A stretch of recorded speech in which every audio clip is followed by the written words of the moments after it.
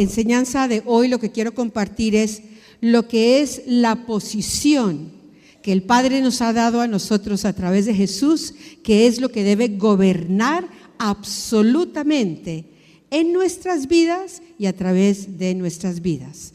Es la posición que gobierna. Bueno, saben, o les recuerdo a los que no hayan estado, que lo estamos tomando todo del libro de Juan 17 y de la oración que Jesús le hace a su Padre antes de ir a la cruz, antes de su muerte. Y en esa oración que él hace, yo les contaba en la primera enseñanza que es como si abarcara tres aspectos, tres enfoques en su oración. La primera es que le dice, que yo te glorifique, diciéndole el Hijo al Padre que lo glorificara, porque al ser glorificado Jesús, Él como habló, hizo, dijo, todo lo que el Padre le dijo que hablara y que hiciera, entonces al ser glorificado Jesús, automáticamente era glorificado el Padre. Lo segundo, ¿alguien recuerda cuál fue lo segundo en su petición de oración? Ya se dirigió hacia nosotros, a los que Dios le había dado y los que vendrían a conocer y entrar al reino. ¿Cuál fue la segunda petición en la oración? ¿Que fuéramos qué? Que fuéramos, antes de eso, por aquí lo dijeron, santificados, exactamente.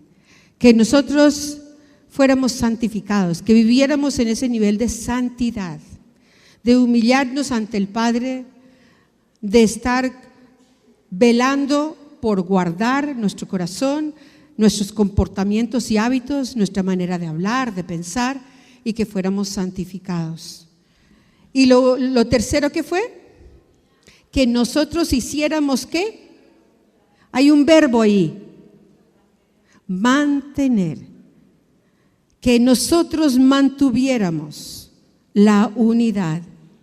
Y una conclusión que hice de lo que dice Jesús ahí en esa oración es porque a través de la unidad que el mundo vea es que creerá. Y cómo es de grande la responsabilidad entre nosotros, no de tener unidad. La unidad ya está en el Padre, en el Hijo, el Espíritu Santo, y nos lo dio a nosotros. Es que nosotros hagamos el trabajo de mantener esa unidad. ¿De acuerdo?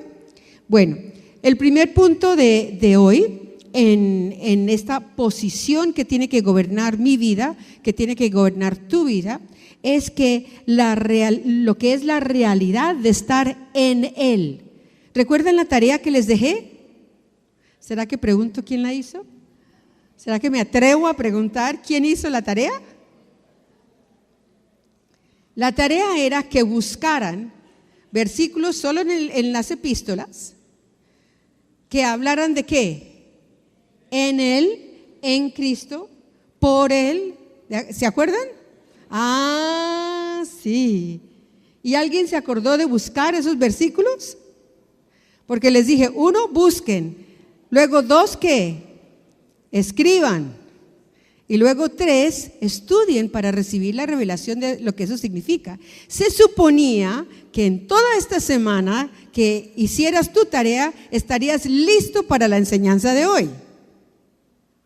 ¿Alguien la hizo? ¿Completa, pero sí la empezaste? Bueno, gloria a Dios. ¿Nadie más? Otro, eso, vayan levantando la mano. Bueno, ya me siento mejor.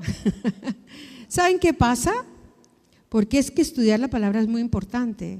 Y si Dios nos está llevando en un tema, es supremamente importante que nosotros estudiemos qué es lo que Él nos está hablando. No es suficiente con venir y recibir una enseñanza. No es suficiente con estar estudiando en el IMES. No es suficiente con que tú hagas tu devocional. Todo eso complementa, uno complementa lo otro, y le tienes que agregar tu tiempo de meditar en la palabra, y le tienes que agregar a eso tu hábito de hablar sobre tu vida lo que Dios dice de ti. ¿Estamos de acuerdo? Esto es lo que tenemos que hacer. Entonces, la realidad de estar en Él, lo comienzo con un punto que yo lo llamo la gran confesión. La gran confesión. ¿Qué dice Romanos 10, 9 al 10? Que si confiesas con tu boca que Jesús es el Señor. ¿Cuál es la condición? Si haces ¿qué? Confiesas. ¿Con qué? Bueno, que Jesús es el Señor. Y si crees en tu corazón que Dios, ¿qué? Lo levantó de los muertos, entonces, ¿cuál es la promesa? Serás salvo. ¿Cómo será de importante confesar, hablar, declarar lo que yo creo que trae salvación y vida eterna a mi vida?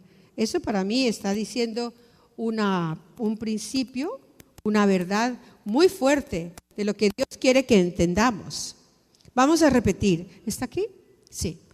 En voz alta, ¿todos listos?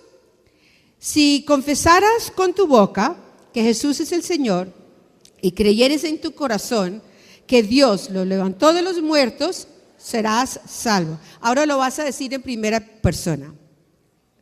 Que si confieso con mi boca que Jesús es el Señor y creo en mi corazón que Dios lo levantó de los muertos, seré salvo.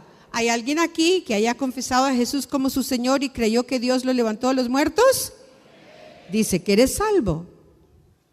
Dice que eres salvo. ¿Y qué sigue en el versículo 10? Porque con el corazón se cree para salvación y con la boca, justicia, y con la boca se confiesa para salvación. Cojamos ese pedacito. Con la boca se confiesa para salvación, para recibir las promesas de Dios, para hacer que se vuelvan una realidad manifiesta en mi vida y en la vida de otros. Porque Jesús es la palabra de Dios. Y cuando nosotros hablamos el nombre de Jesús, estamos hablando palabra de Dios, porque Jesús es la palabra y todo lo que Él habló lo que el Padre le dijo que hablara. Por eso se le dice que es la palabra de Dios. Y cuando declaramos la palabra de Dios, estamos declarando la verdad. No es una opinión mía, no es una sugerencia, no es una idea que me parece buena. Estamos declarando la verdad eterna de Dios. Las confesiones, o sea, las declaraciones de fe que nosotros hacemos, convierten esas realidades espirituales que ya existen en Dios y que son ya una realidad. Cuando yo me uno con mi confesión y declaro lo que Dios ha hecho y declaro la obra de Jesús en mi vida, yo permito a través de mis palabras, como dice, confieso para salvación, recibo lo que estoy confesando, entonces yo hago que esas realidades que ya son realidades espirituales, se vuelvan realidades concretas, expresadas, manifiestas en mi vida. Por eso tantas veces hemos explicado, no es el poder de la mente. Uno no gobierna con el poder de la mente. Uno gobierna en el reino de Dios con el poder de la palabra hablada de Dios, declarada. Porque para Dios todo lo que tú eres y todo lo que tú tienes ya existe. Eso ya es una realidad en Él. Pero tú y yo tenemos que tomar esa realidad y convertirla en una manifestación en mi vida. Versículo 10, declarémoslo otra vez en primera persona. En voz alta, listos. Porque con el corazón yo creo para justicia y con mi boca confieso para salvación. Digámoslo otra vez en primera persona. Porque con mi corazón yo creo para justicia y con mi boca confieso para salvación. La primera confesión que debes hacer, por supuesto, es que Jesús es tu Salvador. Por eso yo preguntaba, hay algunos aquí que han creído en su corazón y lo han declarado, lo han confesado con su boca que Jesús es el Señor. Esa es la primera confesión que debemos hacer. Inicialmente es lo que nos da la vida eterna, pero esa confesión debe ser a diario. Él es mi Señor, tú eres mi Señor, tú eres el dueño de mi vida, tú eres el que mandas, el que me dices, me llevas. La confesión pública, cuando nosotros lo declaramos aquí, o si yo le declaro a otra persona, esa confesión pública es lo que está cambiando el señorío que yo tenía de mi vida anteriormente y diciendo, ese señorío no me pertenece y a mí le pertenece a Jesucristo. Él es mi Señor. Mi vida, mi voluntad, mis decisiones ya no son mías, son de Él, porque Él es el que sabe lo que es mejor para mí. Y se convierten sus decisiones, las realidades espirituales que tiene Jesús para mí, esas son las que se convierten para mí como prioridad de mi vida, porque permito que Él sea mi Señor. Y la confesión pública, que aquí es donde quiero llegar, cuando yo declaro públicamente lo que la palabra de Dios dice de mí, quién es Cristo en mí, quién soy yo en Cristo, eso define mi posición. Tú y yo, con la obra redentora de Jesús, es que toda la obra de Cristo, todo lo que Dios hizo a través de Cristo es una obra legal, recuerden. Si no fuera legal, nosotros no tendríamos el derecho y no podríamos tener la certeza de saber que la palabra de Dios es la verdad que reina sobre todo, absolutamente todo. Y la obra de Jesús, como el Cordero de Dios, sin mancha, sin pecado, que dio su vida por la humanidad, que murió, descendió a los infiernos, resucitó por el poder de vida del Espíritu Santo, del Espíritu de vida, y ascendió llevando su sangre para presentarla ante el Padre y diciendo, aquí está la prueba de la vida que entregué por toda la humanidad, que el que crea con su corazón y declare con su boca que Jesús es el Señor, pueda ser salvo en la obra redentora que yo hice. Eso ya definió mi posición legal, que pasé de ser criatura de Dios a ser hijo de Dios. ¿Y por qué no vivo en la plenitud de eso? Porque ya viene la parte mía. Yo soy responsable de tomar esa posición legal y con la confesión de mi boca y la obediencia, por supuesto, a la palabra de Dios, hacer cada vez más que se convierta en una realidad espiritual manifestada en esta vida concreta, material, de carne. Eso es lo que tenemos que hacer tú y yo todos los días. La confesión del señorío de Jesús es cuando yo verbalmente estoy expresando mi acuerdo con lo que el Padre hizo a través de Jesús, mi acuerdo con la victoria que obtuvo Jesús. Esa canción que cantamos, que Él es el que tiene la victoria, que Él ya está en mí, que yo estoy en Él, que Él ha vencido, que nada nos puede mover, porque ya sabemos en quién estamos. Esa declaración cantada, hablada, recitada, como sea, pero palabras, estoy hablando no palabras de muerte, sino palabras de vida. Y esas palabras de vida crean, convierten lo que está en una dimensión espiritual a una dimensión concreta, que yo pueda ver una vida de victoria, porque ya en Dios, para Dios, yo ya lo tengo todo en Cristo. Para Dios, la realidad es que tú y yo ya todo lo tenemos en Cristo. Entonces, a nosotros nos corresponde hablar esa realidad sobre nuestras vidas. Bueno, entonces, el segundo punto es que, ¿qué dije que es lo primero? Una gran confesión que tenemos que hacer, que es la confesión de la verdad de la salvación y del señorío de Jesús. El segundo punto es que esta obra de Jesús en la cruz, lo que Dios hizo contigo y conmigo es que nos dio el derecho de ser coherederos. ¿Alguien alguna vez ha heredado algo de alguien? Pueda que sea de un familiar, de un amigo.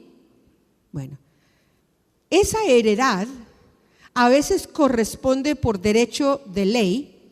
Por ejemplo, si muere el cónyuge, el esposo, el padre de una familia, por ley se dice que la madre La esposa queda con el 50% y los hijos con el otro 50%. Eso es una ley.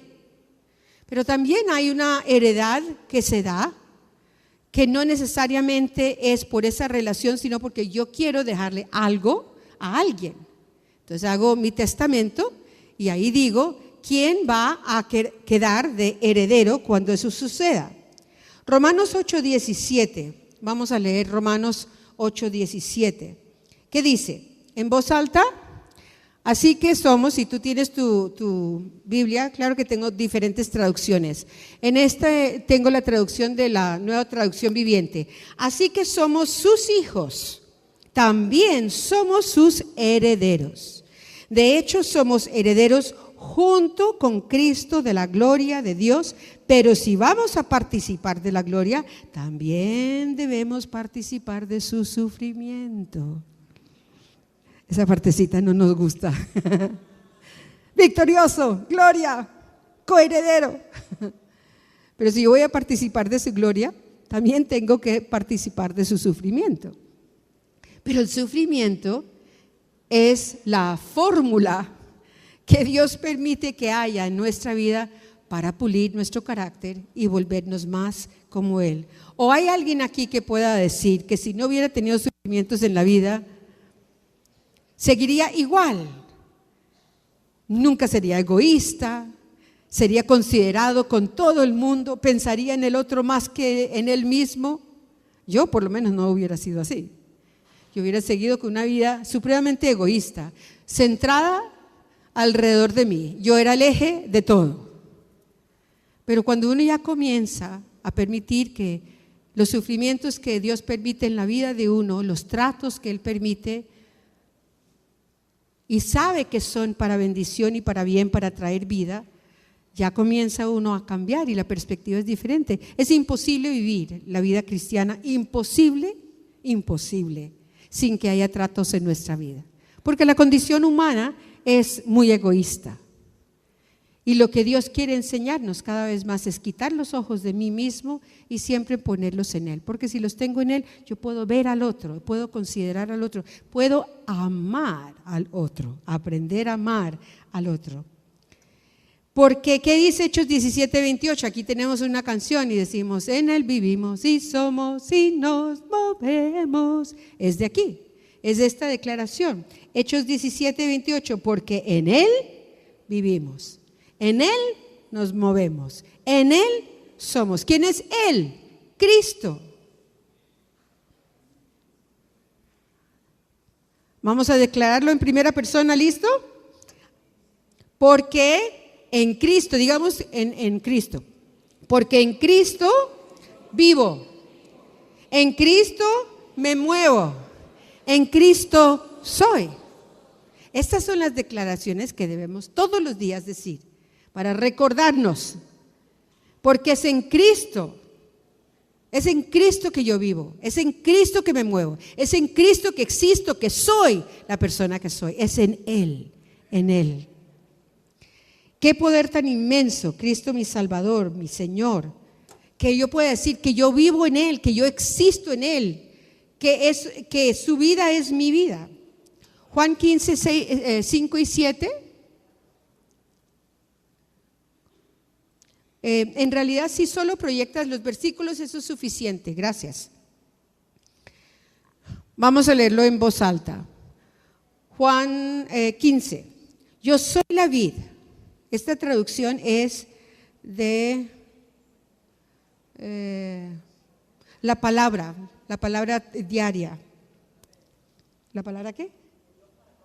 De Dios para todos, gracias. La palabra de Dios para todos, PDT. Y dice, yo soy la vid, ustedes son las ramas. El que permanece en mí, ahí estamos otra vez en mí, porque es Cristo el que está hablando, y en el que mis palabras permanezcan, producirá mucho fruto. Ahí hay una promesa. Si tú permaneces en Cristo, no es solo la experiencia de salvación, es permanecer, ya es un paso más. No es solo que creí, que confesé con mi boca, eso es importantísimo, porque sin eso no puedo entrar al reino de los cielos.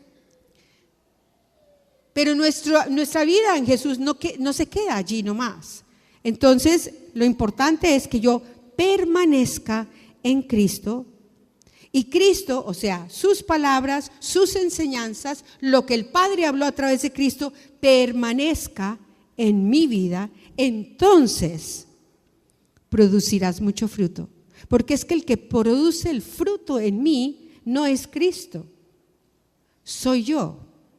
A ver, explico. Por supuesto, no lo podría hacer sin el Espíritu Santo. No lo podría hacer sin la obra redentora de Cristo que vive en mí. No lo podría hacer sin el amor del Padre que me ha dado esa oportunidad de nacer de nuevo del Espíritu de Dios. Pero el que permito que esa realidad produzca fruto en mí soy yo. Eres tú. ¿Queda claro? Entonces no puedes decirle, Señor, haz esto, Señor, haz esto, Señor, que mi paciencia, Señor, que yo compré. No, tú tienes que, dice, permanecer en la palabra de Dios y que la palabra de Dios, sus principios, su verdad, permanezcan en ti. Entonces vas a producir fruto. Es la única cosa que dice la palabra de Dios, la única manera. Jóvenes, niños, ancianos, matrimonios, no importa la condición de vida que nosotros vivamos, la verdad es igual para todos. Según el género, no para todos. Según la edad, no para todos. Según la experiencia de vida de estar caminando con el Señor, no para todos. Hoy nomás hablábamos ahí con Pacho y estábamos hablando de unos jóvenes. Cuando yo conocí a uno de estos jóvenes, ni siquiera llevaba un año y me impresionó ese fuego y esa pasión que sigue y sigue creciendo en esas vidas, y solo llevaban meses. Y conozco a otros que llevan años y yo digo, pero ¿por qué? ¿Hasta cuándo? ¿Cuándo van a aprender? Porque todo depende de mi voluntad para que yo pueda producir fruto y tu voluntad de hacer lo que Dios dice. Y producirán mucho fruto, pues separados de mí, dice Cristo, no puedes hacer nada. Si ustedes permanecen en mí y son fieles a mis enseñanzas, pidan lo que quieran y se los daré. ¿Saben qué? A mí esto me molestaba porque yo decía, pero qué susto, como yo soy tan egoísta. Pero el Espíritu me mostraba, no, es que a medida que mi palabra está en ti, tu manera de pedir cambia. Tu manera de entender lo que me vas a pedir cambia. Ya no es tu forma egoísta de pedir solo para ti. Ya tu enfoque es diferente porque vas a pedir para mi reino, porque vas a pedir para la salvación de las almas, porque lo que tú vas a recibir vas a entender que no es para ti únicamente, sino que es para dar a muchos otros y para usar para el reino. Entonces esta promesa que nos hace el Padre, que podemos pedir lo que queramos, ese queramos ya comienza a moldearse a lo que el Padre quiere. Como decía Cristo, yo solo hablo lo que habla el Padre. ¿Cierto? Y por eso es que Él quiere que nosotros hablemos lo que habla Cristo, porque lo que habla Cristo es lo que habló el Padre. 2 Corintios 4:16. Por eso no nos desanimamos, aunque nuestro cuerpo, este hombre exterior, se ve desgastado, nuestro espíritu, que es nuestro hombre interior, va cobrando más fuerza, más fuerza. Entre más declaremos tú y yo la palabra de Dios, este hombre interior, el hombre, el espíritu, que en realidad es el verdadero hombre, porque la carne que tú ves no es la verdadera Marcela, porque el alma que ves salir por mí, brotar por mi carne, no es la verdadera Marcela, sino que ellos, lo que se busca en nuestra vida, nuestro andar aquí sobre la tierra, es que la carne y el alma se sujeten al verdadero yo, que es el hombre interior, el hombre espiritual. Y ese hombre espiritual que crezca más y más y se fortalezca más en su confesión y declaración de quién es Cristo en Él, de entender que tú eres una nueva creación. Tú no eres la misma persona antes y después de haber entregado tu vida a Jesús como tu Señor. Tú eres una nueva creación y es tan sobrenatural que la palabra dice que tú tomas en Él la misma vida y naturaleza de Dios, en Cristo. Por eso no solo es importante entender quién es Cristo en ti, es sumamente importante entender tu posición en Cristo. Tú con Cristo, juntamente con Cristo, has tomado la misma vida y la misma naturaleza de Dios en ti, vive en ti. Y es un mandato que nos da la palabra de Dios que retengamos, que mantengamos esa confesión o esa profesión, también algunas traducciones dicen la profesión de fe, de que somos nuevas criaturas en Cristo. Yo sé que con frecuencia salen esas explosiones o esas manifestaciones de carácter que uno dice, ay, ¿cómo es posible que yo todavía esté hablando así o esté reaccionando así?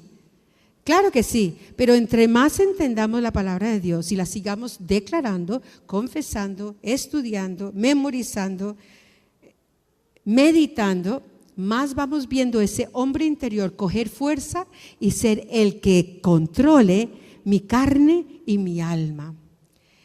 Es allí que el nuevo hombre interior se manifiesta exteriormente. Cuando empezaron a decir, ay Marcela, ¿cómo has cambiado? Yo decía, ¿cambiado? ¿En qué sentido? ¿Bueno o malo? Bueno, creo que hubiera podido ser más malo.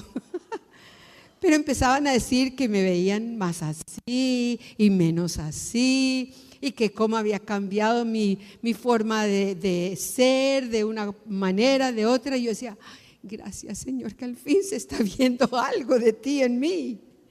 Y en Hebreos 4:10 dice, por tanto, ya que en Jesús, el Hijo del Hombre, tenemos un gran sumo sacerdote que ha atravesado los cielos, aferrémonos a la fe que profesamos, aferrémonos a esa fe que confesamos. Y en Hebreos 10:23 dice, mantengamos, no nos movamos, retengamos firmes la esperanza que profesamos, porque fiel es Él, el que hizo la promesa. Él es fiel, la promesa ya está hecha, la obra legal ya fue hecha, no le podemos agregar nada. Ahora, para que tú y yo recibamos las promesas que Dios ha hablado, es nuestra responsabilidad de hablar y declarar y confesar. Sangre de Cristo. ¿Para qué sirve la sangre de Cristo? ¿Por qué es tan importante la sangre de Cristo? Recuerden que dije, es toda una obra legal. Todo es una obra legal. En toda la Biblia, empezando por el Antiguo Testamento, vemos que la sangre es un símbolo de vida. Por eso, hasta hoy en día en el Nuevo Testamento, la palabra de Dios prohíbe, me da mucha pena que algunos de ustedes apenas reciban ahora la revelación, pero prohíbe comer sangre de animales. Bueno, hay muchas cosas que aquí en nuestra cultura comemos, que son preparadas, deliciosas y que son sangre de animales. Ojo pues. Y la palabra de Dios prohíbe eso. ¿Por qué? Porque la sangre simboliza la vida. Y la sangre sea de animales, cuando se derrama la sangre humana, hay muchas maneras en que se usa el derramamiento de sangre simbolizando vida. En los cultos satánicos, la sangre es un elemento supremamente importante, por lo mismo, porque cuando se quita la vida a un niño o se quita la vida a un animal, esa sangre está simbolizando una vida más que ganan para el reino de las tinieblas. La sangre. La sangre es el medio de expiación, también es un medio de adoración o es un medio de consagración que llega a simbolizar y a concertar un pacto. Entonces, cuando Cristo derramó la sangre sobre la cruz, cuando Él fue a entregar la sangre al Padre ante el trono, lo que Él estaba diciendo, esta es mi vida, esta es mi sangre, esta es mi vida. Y yo te estoy diciendo a ti, Padre, que legalmente la obra ya fue hecha. Legalmente di mi vida por la humanidad, para que la humanidad no tuviera que vivir la maldición y el castigo de la condición de vida, porque yo ya di mi vida y pagué por todo lo que ellos han debido pagar, por amor, dando mi vida, y aquí está la prueba, está mi sangre.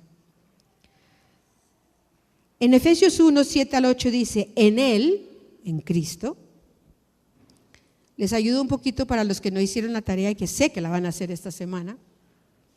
Encuentran mucho de él, en Él, en Efesios y en Colosenses.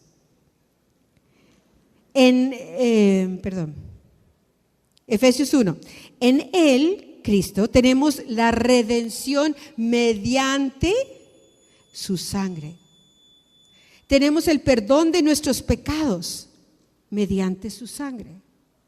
Tenemos, conforme a las riquezas de la gracia que Dios nos dio en abundancia con toda sabiduría y entendimiento, pero es mediante la sangre de Jesús. ¿Y qué hace esta sangre? Nos reconcilió con Dios. Nosotros estábamos apartados. Reconciliar quiere decir restituir a alguien que se había separado. Perdón. La humanidad estaba separada legalmente de Dios. ¿Soy yo? Tengo que ser yo. Y en Romanos 3, 25 al 26, en Dios habla hoy, dice, Dios hizo que Cristo, al derramar su sangre, fuera el instrumento de perdón. Qué linda esa traducción. Dios hizo que Cristo, al derramar su sangre, fuera ese instrumento de perdón que Dios proveyó para ti, para mí y para todo el que aún no conoce de Jesús. Este perdón se alcanza por la fe. Así querría Dios mostrar cómo nos hace justos, perdonando los pecados que habíamos cometido antes, porque Él es paciente. Él quería mostrar en el tiempo presente cómo nos hace justos, por medio del sacrificio y el derramamiento de la sangre de Cristo. Pues así como Él es justo, hace justos a los que creen en Jesús. Vamos entendiendo. Yo no soy justo en mí misma, ni en mis obras, ni en mis pensamientos. Lo que me hace justa es el derramamiento de Cristo. Y cuando yo creo en esa obra redentora de Cristo, eso me hace justa a los ojos de Dios. Es decir, como dice en 2 Corintios 5, 19, que en Cristo, otra vez ahí estamos, en Cristo, Dios estaba reconciliando consigo mismo al mundo. ¡Qué lindo! ¡Qué lindo! Es decir, en Cristo Dios estaba reconciliando consigo mismo al mundo sin tomar en cuenta los pecados de los hombres. ¡Qué amor del Padre tan grande por nosotros! Porque no nos lo merecemos. Y a nosotros, a ti y a mí, que hemos creído y que hemos confesado y hemos declarado que Jesús es el Señor de nuestra vida, nos encargó que diéramos a conocer este mensaje. Cuando tú das a conocer el mensaje, hablas de la cruz. Porque si no hablas de la cruz y el derramamiento de sangre, no hay mensaje. Y si a eso no le añades el amor del Padre, que por el derramamiento de la sangre nos perdonó, no hay mensaje. No es solo, ay, vengan a la iglesia, ay, vengan que hagamos esto, ay, vengan que oremos. Sí, eso es verdad. Y ven y ora y verás la gloria de Dios. Pero no puedes dejar por fuera el mensaje de la cruz. Y si tú oyes un mensaje en alguna iglesia o por algún medio de comunicación donde no estén enfatizando el mensaje de la cruz, ojo, porque hay muchos mensajes que son muy lindos, pero si dejan por fuera el mensaje de la cruz, es un mensaje humanista y no es el mensaje de salvación del Padre en Cristo. ¿Qué hace esa sangre también? Nos redime de nuestros pecados. Apocalipsis 1:5. Y también de parte de Jesucristo, testigo fiel, que fue primero en resucitar y tiene autoridad sobre los reyes de la tierra. Cristo nos ama y nos ha librado de nuestros pecados derramando su sangre. Enfatizo nuevamente, hay una posición legal ya obtenida. Ahora esa posición, Randy tantas veces nos enseñaba, esa posición tiene que convertirse en una posesión, que yo tomo posesión, que yo entiendo la revelación y camino en esa revelación. Cuando tú naces de nuevo, tú ya eres hijo de Dios, entras en esa vida redentora de Cristo. Es la única manera de poder hacer, la única manera de poderlo hacer es en fe, creyendo y declarándolo con tu boca. Pero también nos está diciendo que hay que permanecer, que hay que mantener. Y eso significa, permanecer significa mantener sin mutación en un mismo lugar. Que no cambies. Esa canción que estábamos cantando decía, no me moverán. No, antes de eso, nada.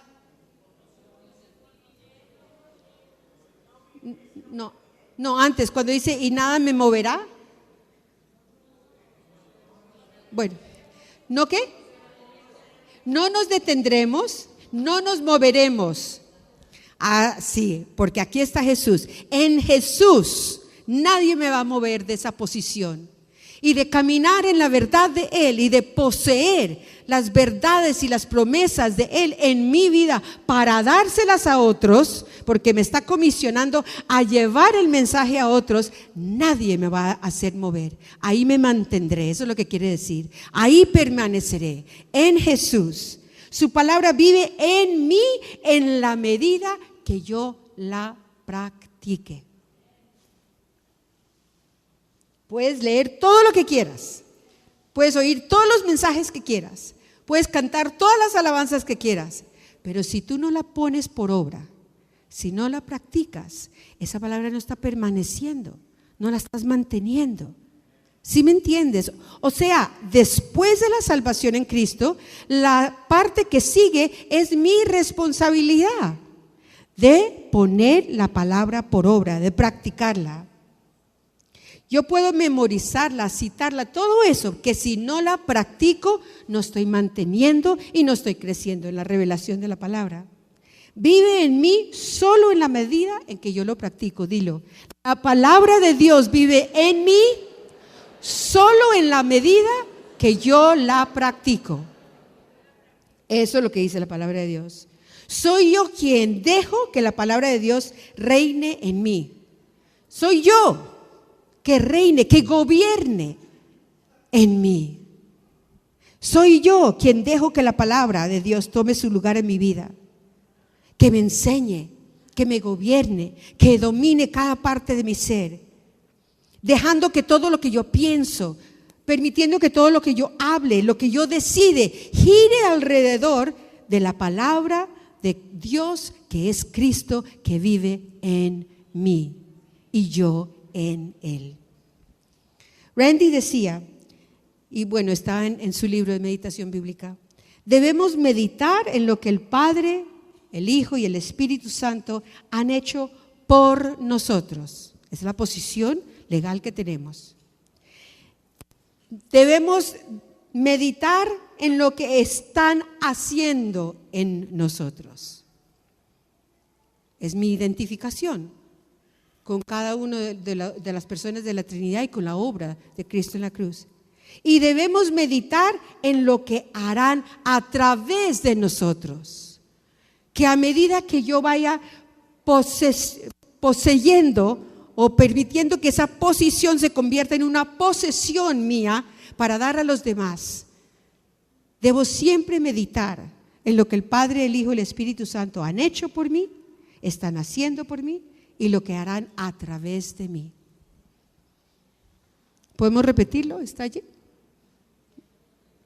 Vamos a repetirlo. Vamos a ponerlo en primera persona. Debo, ¿de acuerdo? Debo meditar en lo que el Padre, Hijo y Espíritu Santo han hecho por mí. Están haciendo en mí y lo que harán a través de mí. Bueno, y entonces voy a terminar con estas declaraciones que vamos a hacer. Es en Cristo en quien tenemos toda redención. Creo que eso ha quedado claro. Segunda de Corintios 5:17 dice: si alguien está unido a Cristo, ¿tú estás unido a Cristo? Yo estoy unido. Y si no te has unido, yo espero que después de haber oído lo que la palabra dice, tú también quieras estar unido a Cristo, no de una manera religiosa, como ya lo están viendo.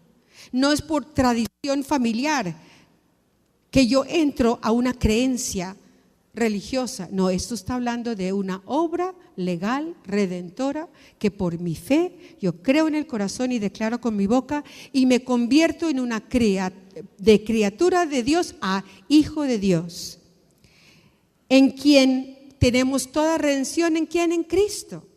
Dice 2 Corintios 5, 17, 18. Si alguien está unido a Cristo, hay una nueva creación. Dilo, yo soy una nueva creación. Lo viejo ha desaparecido y todo queda renovado. Todo lo nuevo viene de Dios, quien nos ha reconciliado con Él a través de Cristo y nos ha dado o nos ha encomendado el trabajo de reconciliar a toda la gente con Él. Es que fíjense, nosotros no recibimos para solo guardarlo y atesorarlo y dejar que se pudra dentro de nosotros, porque es tanto que ni siquiera yo misma lo puedo mantener todo. No, es para darlo, para que el mundo sepa que hay un propósito de ser reconciliados con el Padre. Ya lo tenemos. Yo no tengo que tratar de obtenerlo, de buscarlo, de producirlo. Ya está.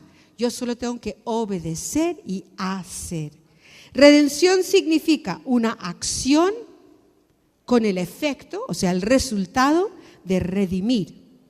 Así como Jesucristo hizo del género humano por medio de su pasión, muerte, su resurrección, la obra de la cruz. Y redimir significa rescatar o sacar de la esclavitud al cautivo mediante un precio. Eso fue lo que Él hizo, el precio de su vida, el precio de la cruz. Redimir significa comprar de nuevo algo que se había vendido. Porque Adán vendió lo que nos correspondía a toda la humanidad. Y es volverlo a comprar. Él pagó un precio, Cristo, en la cruz. Se dice también de alguien que cancela su derecho o de quien consigue la liberación, dejar libre algo hipotecado, empeñado. Entonces Jesús da su vida para que nos dejen libres a nosotros. Pero gracias al Padre, 1 Corintios 1:30, ustedes están unidos a Cristo Jesús, a quien Dios ha hecho nuestra sabiduría, es decir, nuestra justificación, santificación y redención. Por eso el cristianismo no se renueva, así como podemos renovar un mueble o podemos renovar un carro. Entonces ponemos cojinería nueva y lo forramos y lo pintamos. No. El cristiano es renovado ¿cómo? Por una vida totalmente nueva que no existía antes. Eso es lo que Dios hace a través de Cristo. Inclusive hay una traducción que en vez de decir nueva creación dice nueva especie. Cuando nuestro hombre interior, ese verdadero interior, es el que es, como yo les decía, esa es Marcela, no es lo que tú ves. Él nos purifica. Vamos a leer estos versículos en voz alta. Hebreos 9:14. Ahora sí pon todos los versículos. 9:14. Vamos a decirlo en voz alta. Es tan importante que declaremos y confesemos porque es eso lo que nos gobierna en nuestra vida, la palabra de Dios. Pero si esto es así, ¿cuánto más poder tendrá la sangre de Cristo?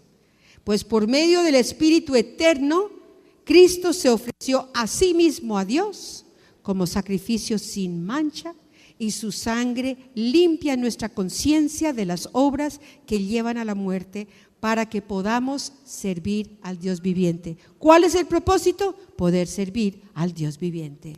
Poder ir y decirle a la humanidad la esperanza que pueden tener en Cristo Jesús. Nos santifica, 1 Pedro 1:2, a quienes Dios el Padre había escogido anteriormente conforme a su propósito. Por medio del Espíritu los ha santificado a ustedes. ¿Para qué? Para que lo obedezcan y sean purificados. ¿Con qué? Con la sangre de Jesucristo. Somos justificados, Romanos 5:9. Entonces, mucho más, habiendo sido ahora justificados por su sangre, ¿la de quién? La de Cristo, seremos salvos de la ira de Dios por medio de Él.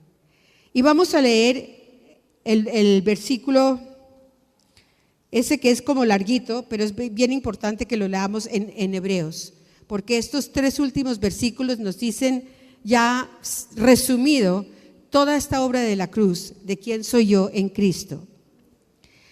Establece una nueva alianza, o sea, un nuevo pacto, esta obra redentora.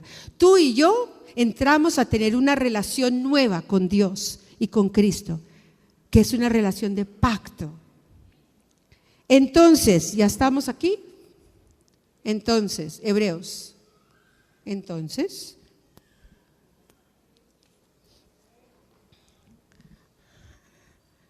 porque el que ha entrado, antes de eso, es que ¿tienes la traducción que yo tengo allí?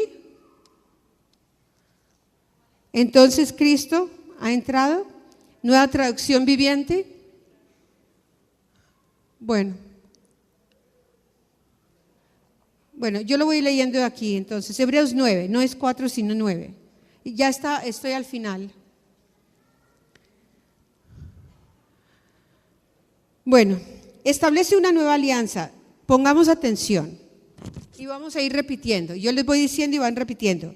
Entonces Cristo ahora, ha llegado a ser sumo sacerdote por todas las cosas buenas que han venido. Él entró en ese tabernáculo superior y más perfecto que está en el cielo, el cual no fue hecho por manos humanas, ni forma parte del mundo creado. Está hablando de un tabernáculo en el cielo. ¿Por qué? Han oído, han recibido enseñanzas en el IMES y conocen que Dios le dio una orden a Moisés cuando sacó a Israel de Egipto. Le dio la orden de construir un tabernáculo, una tienda de su presencia, donde la presencia de Dios pudiera morar en medio de su pueblo mientras estuvieran en el desierto. Y en ese tabernáculo había muchas estipulaciones, desde el material que debían usar, los colores que debían usar, las medidas que debían tener.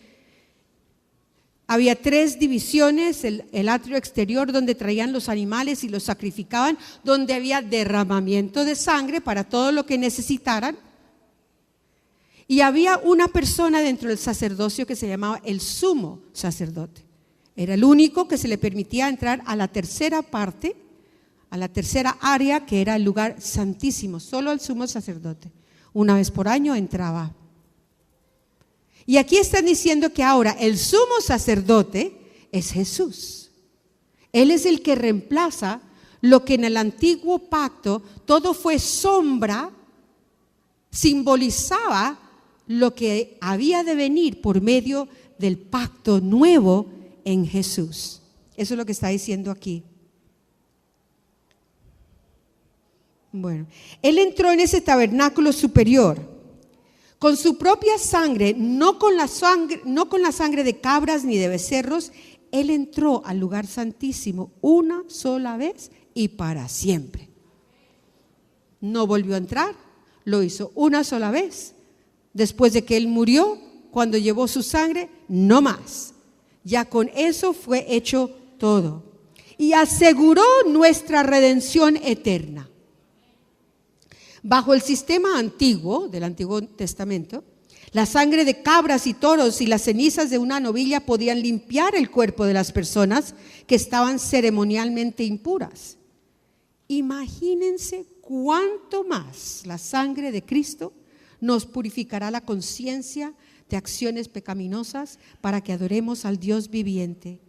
Pues por el poder del Espíritu eterno, Cristo se ofreció a sí mismo, a Dios, como sacrificio perfecto por nuestros pecados.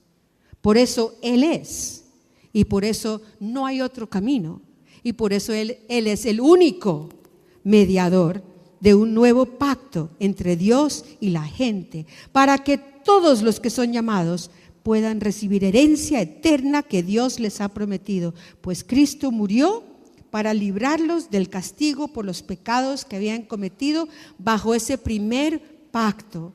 Ahora bien, cuando alguien deja un testamento, es necesario comprobar que la persona que lo hizo ha muerto, ¿o no? ¿Alguien recibe lo que se ha prometido en un testamento antes de que él muera? No, tiene que esperar a que muera. El testamento solo entra en vigencia después de la muerte de la persona.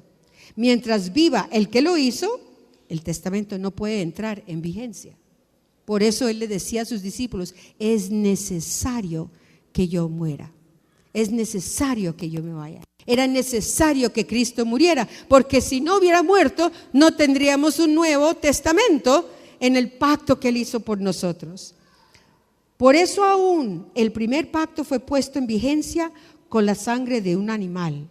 Pues después de que Moisés había leído cada uno de los mandamientos de Dios a todo el pueblo, él tomó la sangre de los becerros y las cabras junto con agua y roció tanto el libro de la ley de Dios como a todo el pueblo con ramas de hisopo y lana de color escarlata. Entonces dijo Moisés, esta sangre confirma el pacto que Dios ha hecho con ustedes. Y de la misma manera roció con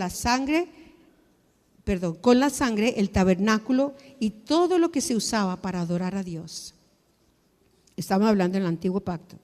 De hecho, según la ley de Moisés, casi todo se purificaba con la sangre porque sin derramamiento de sangre no hay perdón. Dilo, sin derramamiento de sangre no hay perdón. Muy bueno este filósofo, muy bueno este de acá, muy interesante el otro, pero sin derramamiento de sangre no hay perdón de pecados. Si Cristo no hubiera derramado su sangre, no habría perdón de pecados. Colosenses 2:17, estas eran solo como sombras del que había de venir, es decir, Cristo. Y Cristo mismo es esa realidad. No hay otro. Podemos entrar por eso confiadamente ante el santuario, ante el trono del Padre, porque Cristo nos ha dado la entrada. Y Hebreos 10:19, hermanos, ahora podemos entrar con toda libertad en el santuario gracias a la sangre de Jesús. Gracias, Padre. Conclusión, Efesios 4:19, bendito sea el Dios y Padre de nuestro Señor Jesucristo, que nos bendijo en toda bendición espiritual en los lugares celestiales en Cristo. Pongámonos de pie.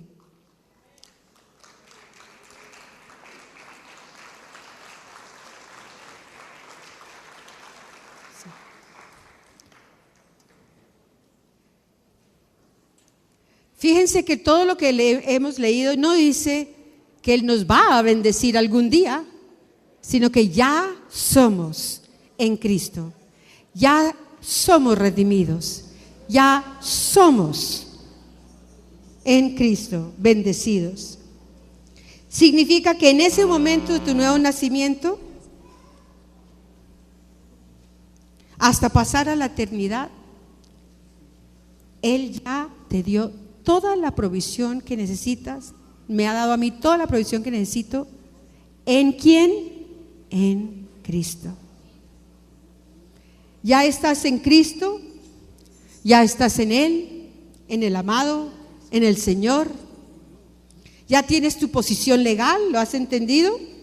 Ahora aprópiate, manténlo, obedece, camina en él, decláralo, confiésalo. Primero tienes que conocer tu posición, por eso les di la tarea. A ver, va a haber gracia. No van a perder el curso. Pero sí, vayan esta semana, por favor, cojan la palabra de Dios. Si solo fuera en Efesios y en Colosenses, escriban todas las porciones que dicen en Él, en Cristo, pero que yo les explicaba que se relacionen con tu posición en Cristo y quién es Él en ti. Escríbelos, estúdialos, medítalos, decláralos, confiésalos, porque tu confesión hace que esa realidad eterna, que ya es una verdad en Dios por medio de Cristo, se vuelva una manifestación de esa realidad en ti. Que la autoridad de la palabra de Dios, que es Cristo, gobierne tu vida. Hablada. Declaremos: la autoridad de la palabra de Dios, que es Cristo, gobierna mi vida. Mi confesión, mi declaración, mi profesión de fe manifiesta el gobierno de Dios que vive en mí. Yo soy y vivo y me muevo en la confesión de Cristo en mí. Soy una nueva criatura, una nueva creación, con la vida de Dios, la naturaleza de Dios, la habilidad de Dios por Cristo en mí. Soy hechura de Dios en Cristo Jesús.